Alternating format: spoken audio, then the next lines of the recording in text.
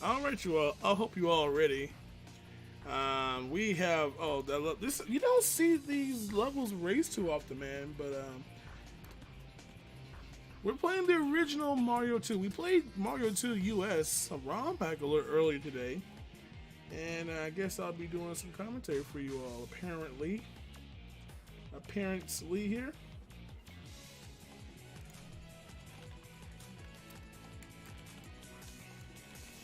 And we're going to have these two racing the layer levels of Mario Brothers 2 Japan. The real Mario 2, as I say, a little too hard for some of us, but totally not biased to this game. Not one bit. Not one bit am I biased to this game, right? I sure am not. Nope. Sure amped. So these two players will be racing the letter levels of this game. It's going to be fun. We don't see this too often. Again, it's one of those categories where it's a little challenging because, first of all, to even do this run, you actually have to beat the main game 8 times to even have access to these levels on the original game. Alrighty. So I am excited for this. Let's see. We got Tecate over there. Where's the faster PB? But we'll give Xerox the audio since he has the faster PB. We'll just be a little respectful on that one, All right, so let's get it going, man. This is a category. I run this category myself as Luigi. Shameless plug. Yep, I have to work as Luigi. Yep. Okay. Anyway, over that self promotion. But this is a dangerous category, and we're going to have them going right now. And I wish them the best of luck here. Hopefully, no game overs here. Again, fingers crossed, right? Fingers are crossed. Oh, wait, let me adjust my game real quick on Twitch here. So someone's like, this is not Sonic 3 and Knuckles.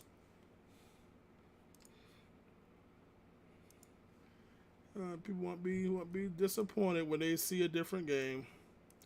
Alright, let's see. Sonic, Super. I know. You know how bad I feel now? I'm commentating a Mario race. Ugh, God, I feel like a traitor. I really do. Alright, let's see here. I know, Red Luigi. Oh, my dashboard just crashed. Good job. Let's see here. Super Mario Brothers The Lost Levels.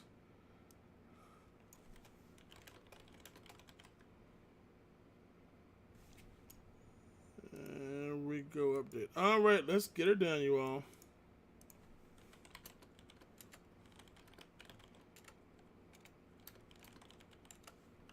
Count them down here.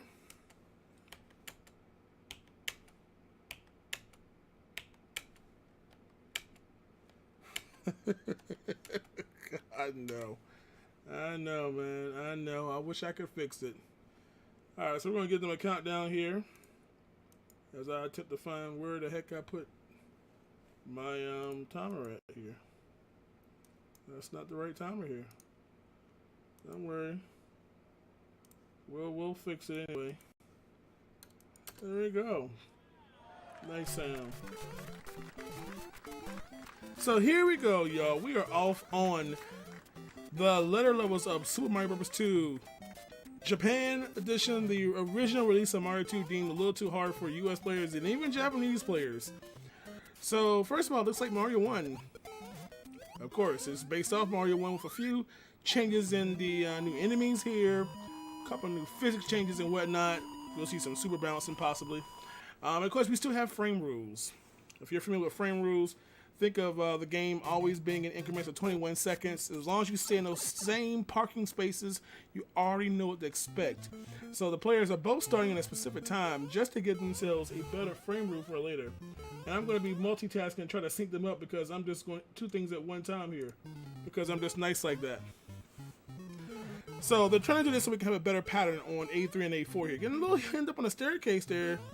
Tecate doing some gym exercise there that may put him on a different frame rule, so he may have a little unexpected patterns when we get to latter levels. Again, those patterns include things like Bowser, Cheap Cheeks, Bullet Bills, Hammer Brothers, where they are, their movements, when they're throwing their hammers and whatnot.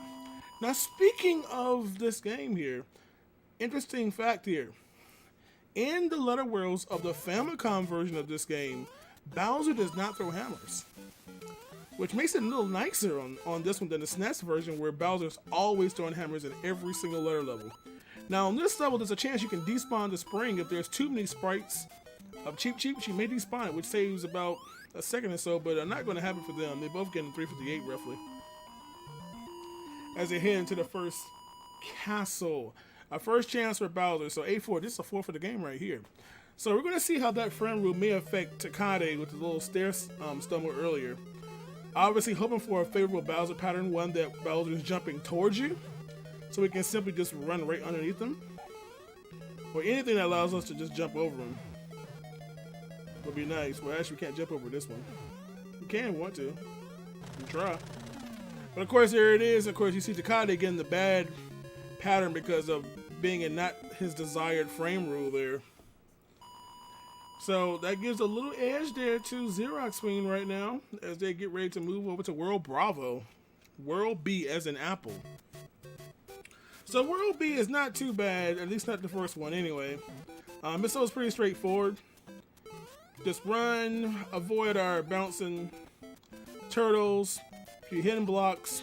Don't want to Kobe in that pit there. You see Xerox going over through it. And the ending is there. Now, another thing that's a little bit different about the Famicom version, unlike the SNES version, is that, well, you can get fireworks like that. Whenever the last digit of your timer matches the ones digit of your coin count, you get fireworks. So that's going to make it a little bit closer.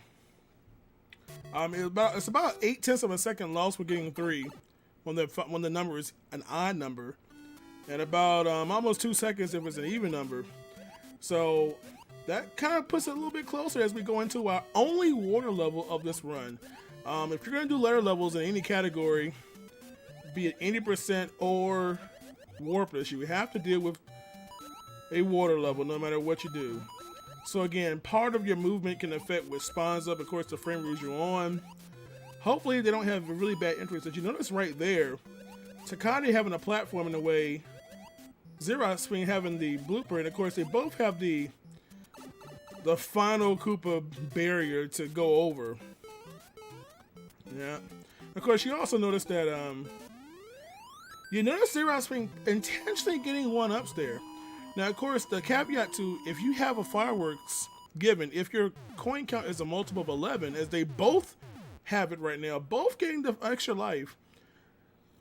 Tecate ending on a 3. 33 is a multiple of 11, so that gives him a 1-up, and of course 22 over there for Xerox, so he also gets the 1-up for ending the timer on a 2. That does apply to 0 coins as well. So if you have no coins and the timer ends at 0, you would get a 1-up and 6 fireworks for 0 being an even number. Again, I don't know why they're playing these soft strats getting lives here. I mean, come on now, these are speedrunners, right? Okay, I totally did this myself, so I understand it. But again, gaming overing is catastrophic. You go right now, if you game over, you go all the way back to the very beginning of the world. So if they game over in B4, they're going back to B1. Also, as I mentioned earlier, this level does have checkpoints in our non-4 levels, unlike the SNES version where there are no checkpoints. In fact, once you pass 7-3 in the SNES version, there are no checkpoints anywhere else in the game beyond that world. Now this level kind of looks like a maze, but it's not. It's just, oh my goodness. Oh, they're both double crispness. Double crispness by the same altitude fire from the Bowser ahead, so they both are going to have to go back to start.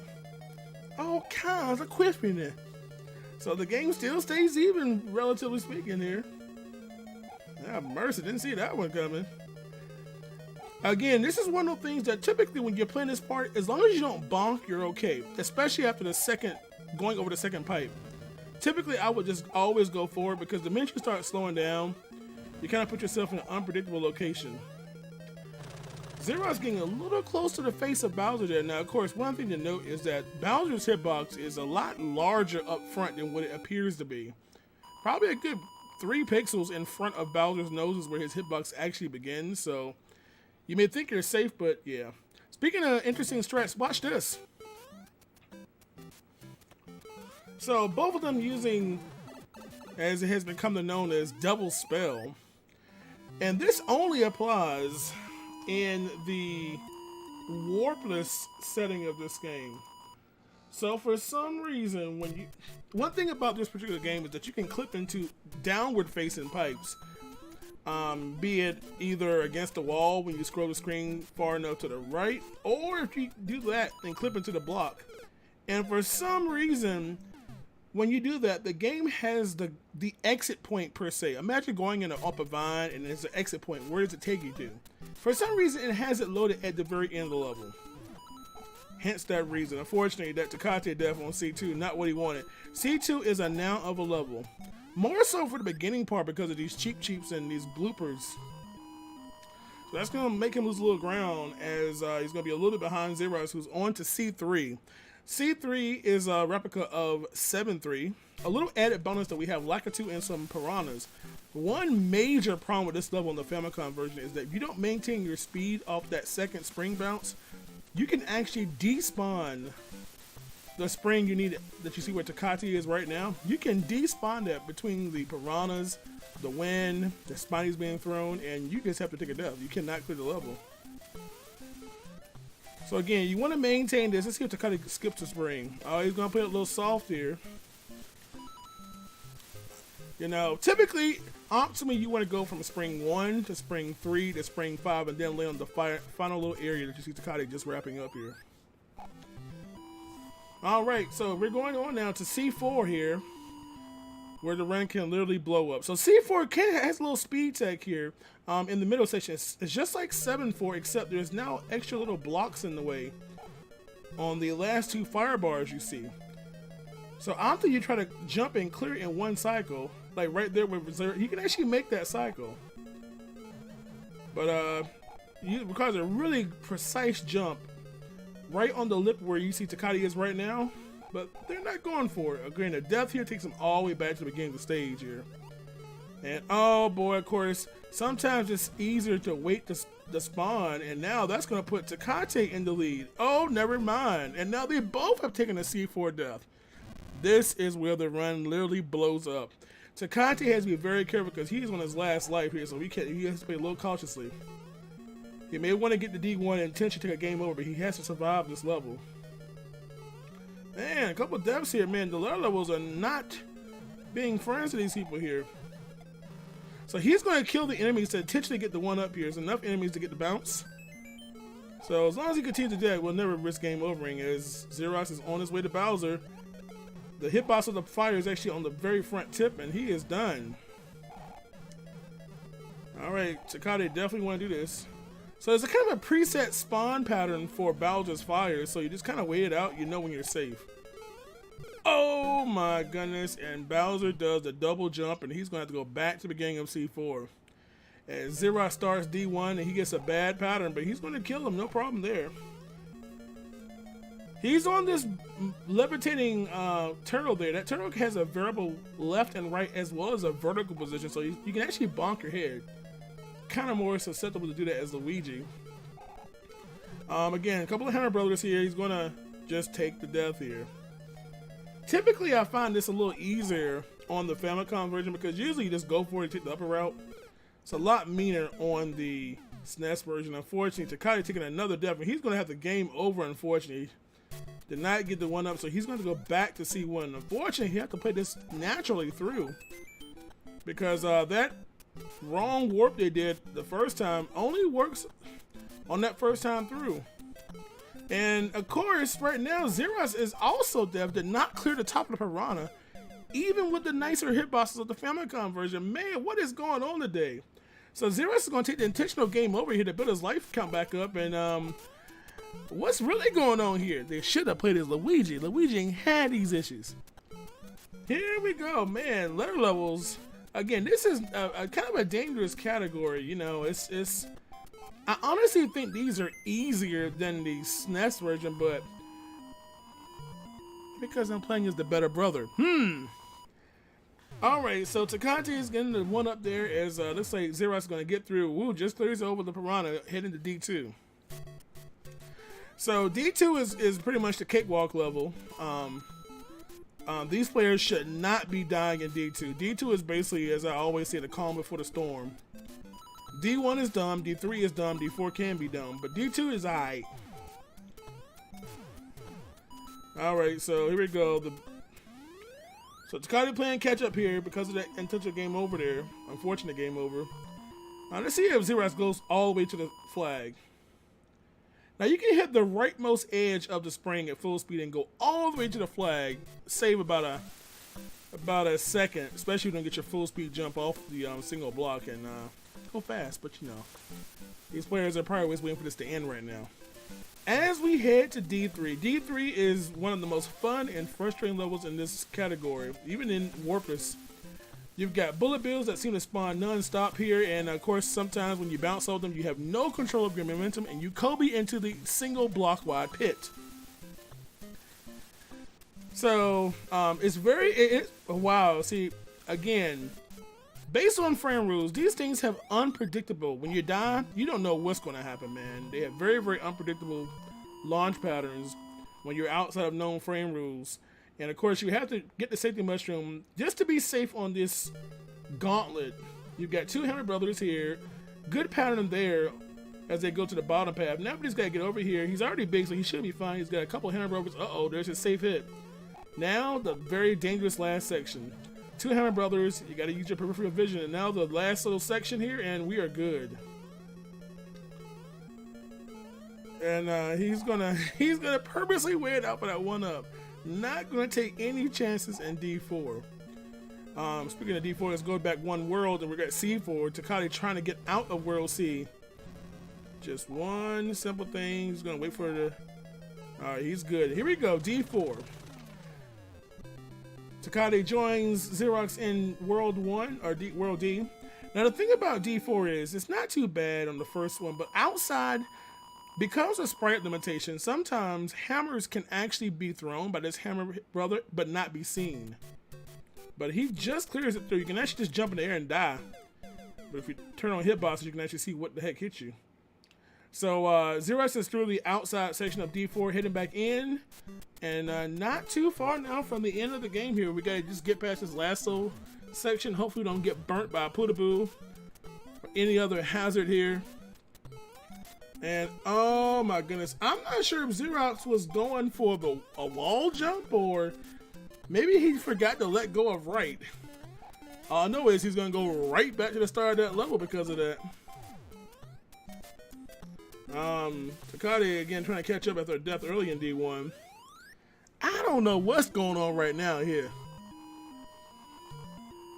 Needless to say, these guys are not quite on PB pace. But it is making for a quite interesting race since Tecate is just 2 stages behind now. Yeah, see, I can talk. I run this category. I know the struggle. So here we go. Xerox, don't mess up now. Here, just get up last Hammer Brother. Watch our step here. Now, don't want to Kobe into the pit here. And now our final Bowser. And Xerox has done it, man. Oh boy, that was interesting right there. So he's got through with a time of about 14 minutes and 45 seconds. So congrats to Xerox, the winner. Only about 4 minutes behind PB pace. It's alright.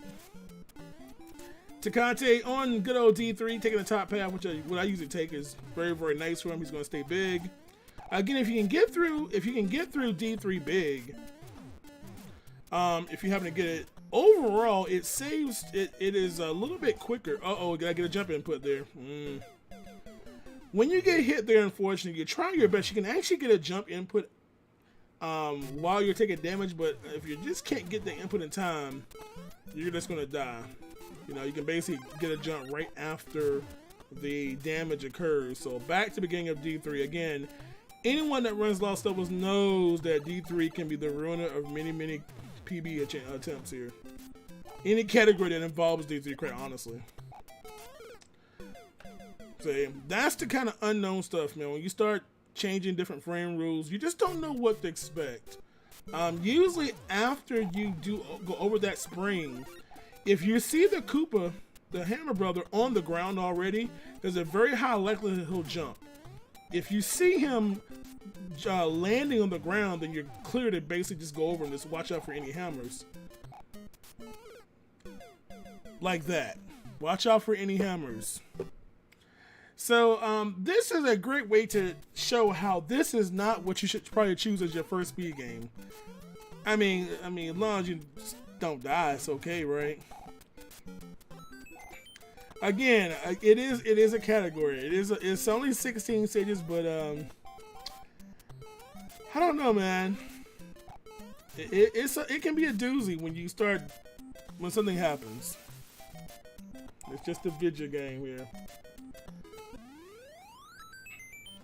So I don't think I've seen quite this many 1-ups obtained in this category, I must say. I mean, obviously when you're going for runs, you're not wasting your time with 1-ups, but this is a game I ran in a Warpless setting at AGDQ 15. This is the first time it was run, and I ran Warpless, and of course the first thing I did was get lost because I didn't want to have the game over. You don't want to have to repeat stages. You know, one thing about if you want to ever play Lost Souls between the two versions that are available between the Famicom version and the SNES version is that the SNES version, once you beat a level, you never see it again. You know, you never have to repeat a stage once you clear it. Unlike this one where if you mess up and game over, back to the beginning of the world you go. Alright, so here we go. Let's see if Tecate can get through Dumb 3. Now, if you want to go super aggressive for the best time, man, bump the power-ups. They say with an optimal grab, you can it's quicker to actually get the power-up here and take the damage boost in D4 than the other way around. But again, that's assuming you actually cannot get hit here, and it just boosts right into that.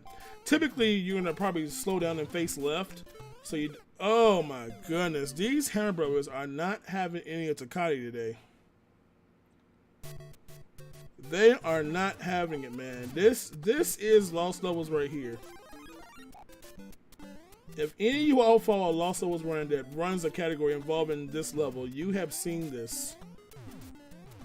Hopefully it deters you from everything about running this game here. So one thing about this game is when you are jumping and a Hammer Brother goes upwards, the Hammer Brother moves so fast upwards that the game registers as a detection against you taking damage. It basically counts as a hit against you. So imagine a hitbox just moving so fast that it just says, I'm sorry, you're going to take damage. You know, we've seen this same kind of thing in Mario 3. World 2 with those cheeps. You know, when you swear you're about to go down and land on them and they go so fast upwards that you take damage. Yeah, I think we've all seen that if we played Mario 3 a couple times.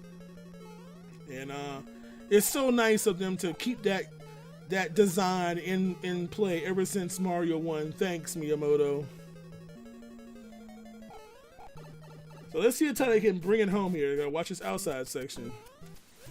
All right, he's going for the jump out there, kind of the Mario 1 last hamburger section here. All right, let's see. Come on now, Tecate. You got 15 seconds. I don't know. It's gonna be tight here. Can he do it? Can he do it? He's got the time.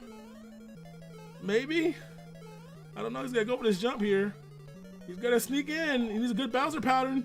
He needs a good Bowser pattern. Oh, he had it, but he wussed out. Oh.